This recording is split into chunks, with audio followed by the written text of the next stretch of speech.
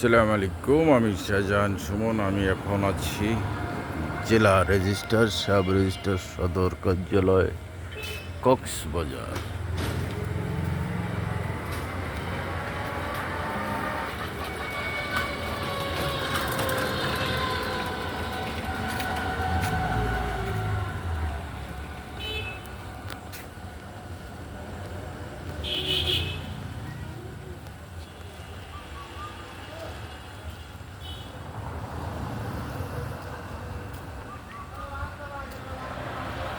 রাতে হওয়াতে অফ, গেটের তালা দেওয়ার দিন হলে আপনাকে ভিতরে দেখানো যেত, রাতে বন্ধ।